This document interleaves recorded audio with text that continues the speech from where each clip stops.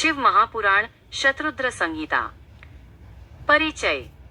શિવ મહાપુરાણની અંદર શતરુદ્ર સંહિતા એક મહત્વપૂર્ણ ખંડ છે, જેમાં ભગવાન શિવના વિવિધ રૂપો, તેમની મહિમા, ઉપાસના પદ્ધતિઓ, અવતાર વિવરણો અને ભક્તિ માર્ગ દર્શાવવામાં આવ્યા છે.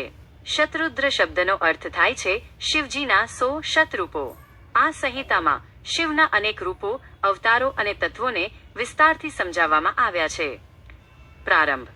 બ્રહ્મા અને વિષ્ણુનો સંવાદ.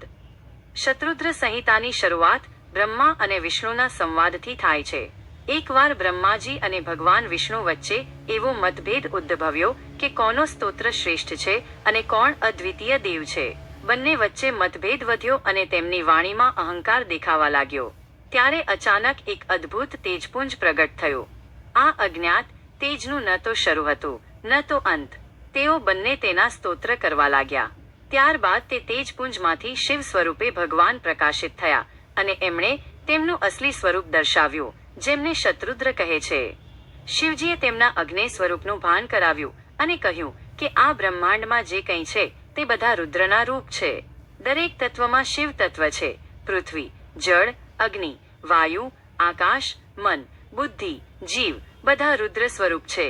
એટલે જ તેમને શતરુદ્ર કહેવામાં આવે છે. શિવ તત્વની વ્યાખ્યા.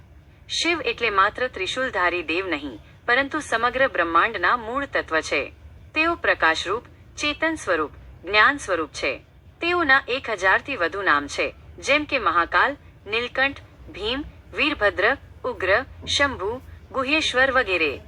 શતરુદ્ર સંહિતામાં વર્ણવ્યા મુજબ શિવ તત્વ 5 પ્રકારમાં વ્યક્ત થાય છે. 1. સદશિવ, પરમ શાંત સ્વરૂપ. 2. ઈશ્વર, સર્જનકારી સ્વરૂપ. 3. વામદેવ, દાયક અને પાલક સ્વરૂપ. 4. તત્પુરુષ, અહંકાર અને કર્મના સ્વરૂપ. 5. અઘોર, વિઘ્નહર્તા અને વિનાશક સ્વરૂપ. આ 5 સ્વરૂપોને 5 મુખવાળા શિવરૂપ તરીકે દર્શાવવામાં આવે છે. પાંચમુખી શિવ દરેક દિશા અને તત્વના સ્વામી છે. શિવના અવતાર અને પ્રાદુર્ભાવ કથાઓ. વીરભદ્ર અવતાર. શતરુદ્ર સંહિતામાં દક્ષયજ્ઞ વિઘટનના પ્રસંગે શિવનો ભયાનક અવતાર વીરભદ્ર રચાયો. દક્ષે શિવનું અપમાન કર્યું અને પોતાની પુત્રી સતીને યજ્ઞમાં બોલાવી નહોતી.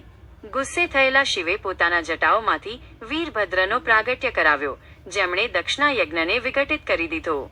ભૈરવ અવતાર. જ્યારે બ્રહ્માએ અહંકારવશ શિવનો તિરસ્કાર કર્યો, ત્યારે ભૈરવ સ્વરૂપે શિવ પ્રગટ થયા. ભૈરવે બ્રહ્માના 5મા મુખને કાપી નાખ્યું, કારણ કે તે અધર્મી અને અહંકારથી ભરેલું હતું. ભૈરવ અવતાર ધાર્મિક સંસ્થાપન માટે થયો. અષ્ટમૂર્તિઓ. શિવે 8 રૂપોમાં પોતાનું વિસ્તરણ કર્યું છે. શર્વ, ભાવ, ઉર્ધ્વરેતા, મહાદેવ, ઈશાન, પશુપતિ, રુદ્ર અને ભીમ. આ 8 મૂર્તિઓ દ્વારા તેઓ સૃષ્ટિના દરેક તત્વ સાથે સંકળાયેલા છે. શિવ ભક્તિ અને પૂજા વિધિ. શતરુદ્ર સંહિતામાં શિવની પૂજાના મહાત્મ્યને વિશિષ્ટ સ્થાન મળ્યું છે. શિવલિંગ, શિવ પંચાક્ષરી મંત્ર, નમઃ શિવાય, રુદ્રાભિષેક, મહામૃત્યુંજય જાપ વગેરેના મહિમા અને વિધિઓ અહીં વર્ણવવામાં આવ્યા છે. રુદ્રાભિષેકની વિધિ. સવારમાં વિશુદ્ધતાથી સ્નાન કરીને શિવલિંગ પર પાણી, દૂધ, મધ, ઘી, દીપક અને ફળ ફૂલો ચઢાવવાથી શુભ ફળ મળે છે. ઋગ્વેદના શતરુદ્ર મંત્રોનું પઠન શિવલિંગ સામે કરવાથી કલ્યાણ થાય છે. પંચાક્ષરી મંત્ર જાપ. નમઃ શિવાય. આ મંત્રના જાપથી મન શુદ્ધ થાય છે, પાપ નષ્ટ થાય છે અને મોક્ષનો માર્ગ ખુલે છે. શિવજી અને ભક્તોના પ્રસંગો. માર્કંડેય ઋષિની કથા. માર્કંડેયને તેના જન્મ સમયે જ 16 વર્ષની આયુષ્ય મળેલી હતી. તેણે નિષ્ઠાપૂર્વક શિવજીની ઉપાસના કરી. યમદૂત તેને લેવા આવ્યા ત્યારે પણ તે શિવલિંગને છોડતો ન હતો. શિવજીએ પોતે પ્રગટ થઈને યમરાજને રોક્યા અને માર્કંડેયને અમરત્વ આપ્યું. ચંદ્રદર્શન અને શાપ મુક્તિ. ચંદ્રને દક્ષ પ્રજાપતિએ શાપ આપ્યો હતો, કારણ કે તે પોતાની એક પત્ની રોહિણીને વધુ પ્રેમ કરતો. ચંદ્રએ શિવજીની આરાધના કરી અને તેઓએ તેને શાપથી મુક્તિ આપી.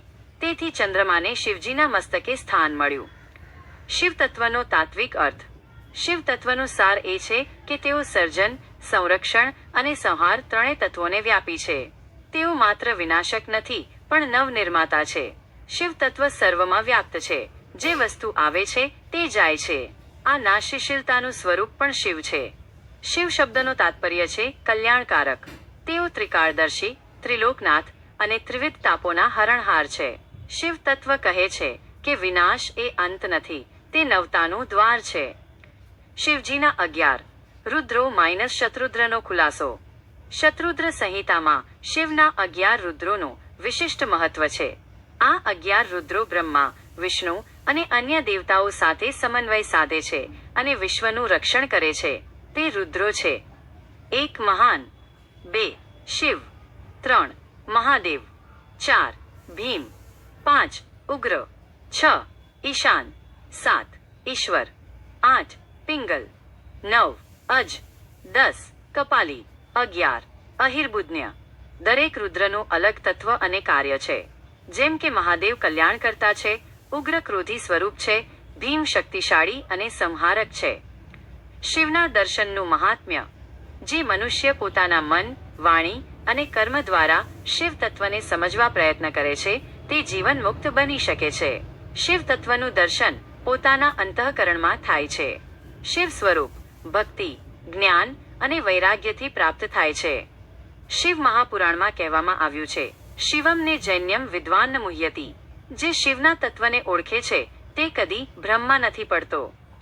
સારાંશ: શિવરૂપે શાંતિ અને અધ્યાત્મ.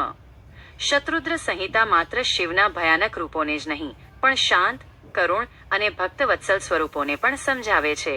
તે બતાવે છે કે શિવજી માત્ર દેવતાઓના દેવ નથી, પરંતુ દરેક જીવમાં વસેલા ચેતન તત્વ છે. ભક્તિ અને ભાવનાથી તેઓ ભક્તના હૃદયમાં નિવાસ કરે છે.